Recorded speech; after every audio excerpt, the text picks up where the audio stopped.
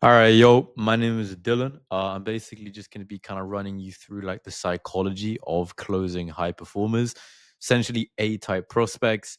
Obviously, this isn't always the case, but people are typically selling anywhere from about 500K to $1 million a year. Now, you might be wondering, just before I kind of get into everything, like who am I to even give advice on this topic? Payments aside, I mean, this is me on this unbelievable balcony in Dubai, basically bird's view. I mean, it's just fantastic. But yeah, I'm gonna move on from that because it's really not what you're here for.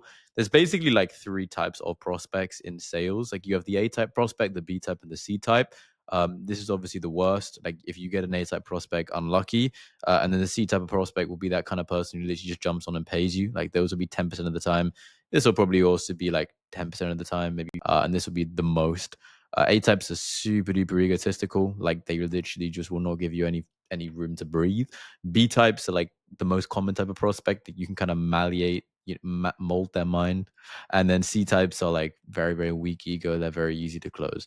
It's like an A type prospect, like they're overly confident, they're defensive, they're closed off to answering your questions. They don't give you the answers that you're really looking for. They always try to kind of dominate the frame, like they'll subconsciously get a bit offended. B type, bit easier, right? They're confident, but they're open to suggestions and they're very cooperative with you. If you ask them a question, that they'll provide you the context that you're looking for. They're pretty honest, to be honest, and they have a pretty healthy self-image. That basically just means that they like can understand that there is actually room to grow, whereas these people typically sometimes don't see that there's room to grow. And then C types are like very unsure about what's even going on. Like they really, really just like need help.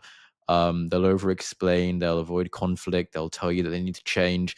And again, like if someone speaks something out of their mouth, it's because they've thought about everything possible to say, and that's what they decided to say. So it's like if they're admitting to stuff, it's just, doing most of the battle for you. Again, right, it's not always going to be the case, but A-type prospects typically make 500 to a million a year. Typically, these are founders, seasoned operators, guys who've maybe been in the industry for a while. At the same time, they probably are the ones that have the capital to invest. So it's like if you can just sell to these guys, like you'll be doing way better. These guys 250 to 300, typically, obviously still very, very sort of high and still know what they're doing, but they don't have that ego. And then, weak ego guys. But sometimes, like, you meet guys who make this amount who are C-type prospects. It really just depends, right? Now, one of the biggest things, and this is not even in my little diagram, right? But it's like there's something which you need to understand called the NLP pyramid, right? And the top of the pyramid is identity. And this is who they're selling to, right? And the point is that if it's, let's say, a C type prospect who's not very seasoned, it's like their motivation is going from not doing very well to doing a little bit better.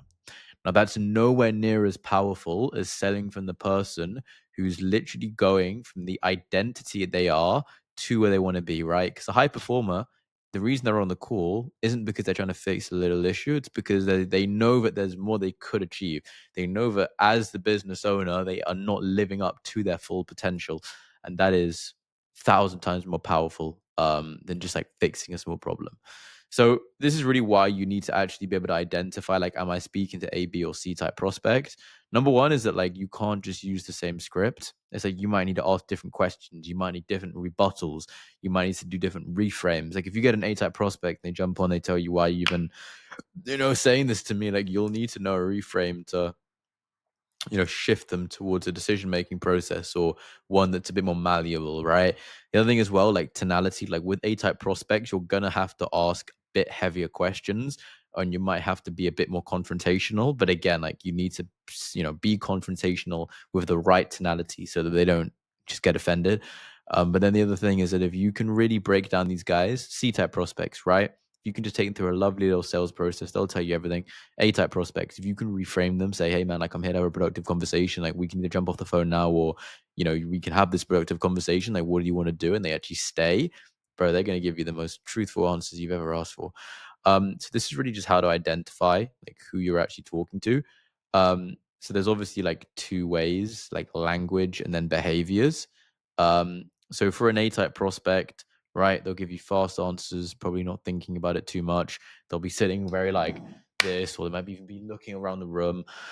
They'll really just try to avoid vulnerability. They'll really try to avoid giving you painful answers that you might be looking for, and give you minimal detail, right?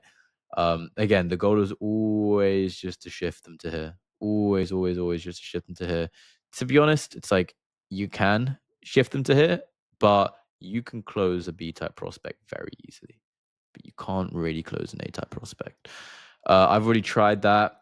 I've tried everything. Just tell me the price.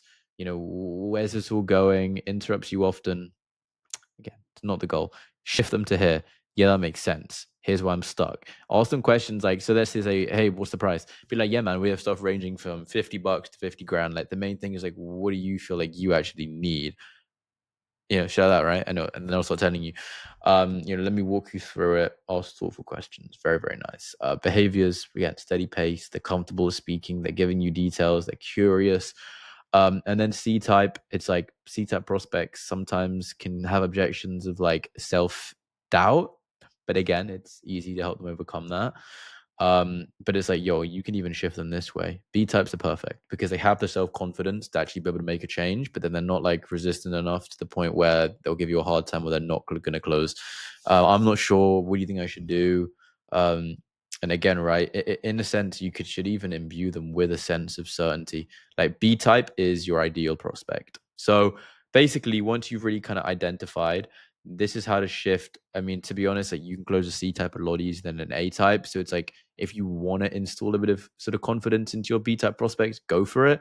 But here's how to shift any A type prospect, right? So questions like, and obviously this is the title of the video. Damn, what the hell am I doing? Like just tell me the price already. Number one, yeah, man. I mean, I just said this. Yeah, man, 100%. And obviously, I'll get on to that. The main thing, though, man, is like we have packages ranging from $50 to 50 grand. It really just depends on like what is that value which we're providing for the price point that we're charging.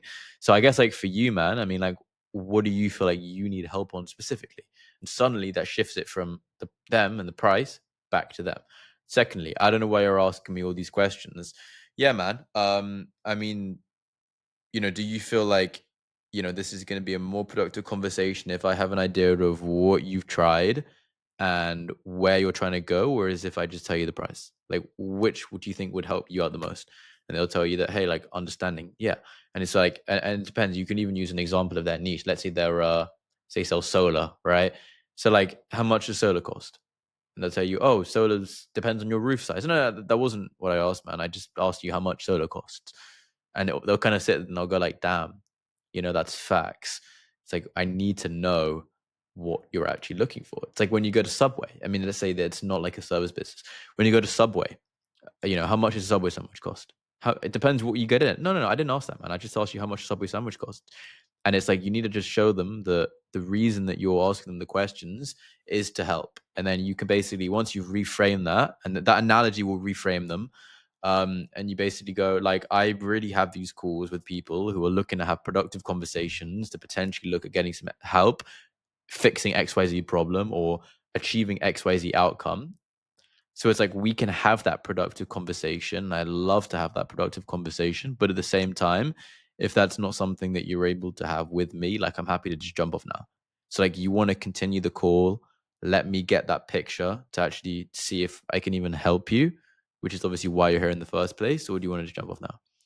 And then it's like number one, either you can just save yourself some time, or you can actually then reframe them into a state of mind where they're trying to have a productive conversation. And if anything, they're going to be that's it literally will take them from an A to the B. And then the third thing, right? How is this relevant? Yeah, man, it's relevant because I mean, I'm here to help, right? It's like we might potentially even be working with each other over the next 6 months. So it's like if you're going to act like this, or if you're going to be in the calls with my team, with the other guys in the community, it's like I need to understand who you are. I need to understand what you're looking for, what kind of person you are, because that's more important than me just taking your money, man. Because I don't need the sale. So it's like, do you want to let me get that picture of why you're here, what you need help with, what kind of person you are, how you react to these kind of questions, which so far isn't seeming the best? Or like, do you want to just jump off the call now?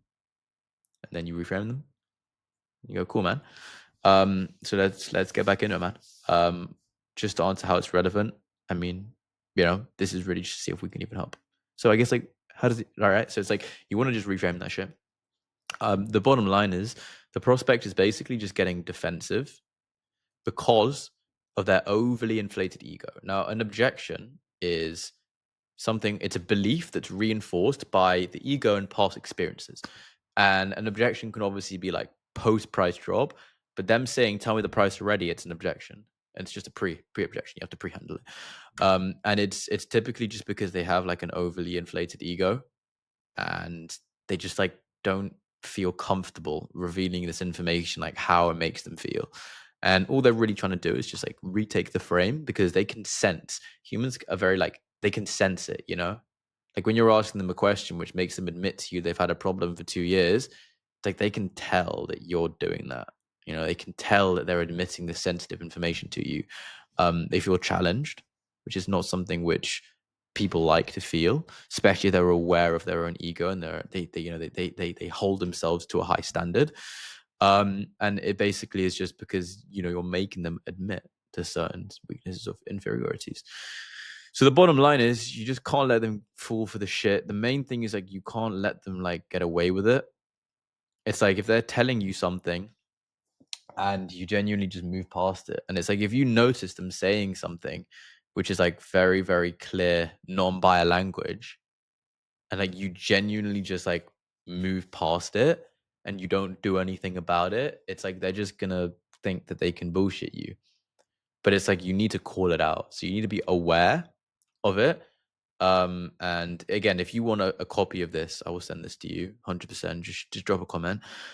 But you need to be able to identify what type of prospect you're speaking to, so that if you're speaking to an A-type prospect, or even somebody that's so like scared and insecure and just like terrified, that you can then reframe that into somebody that's actually going to close. So the step one is to be aware of who you're speaking to by knowing how to identify it. And then step two is just like, really, really being aware of the certain language patterns that you can then use as ammunition to reframe them into a way of thinking and a decision-making process and a state of perspective in the call that will actually cause to make a decision at the end. That's basically it from me, guys. I'm just gonna shamelessly drop the IG here, just because I think that you guys would all get value if you shot me a DM, and it's literally just Dylan Lieberman, right? Super straightforward. I mean, this is the IG. Dropped a video just now. And then yeah, I'll catch you boys in the next one. Let's get it.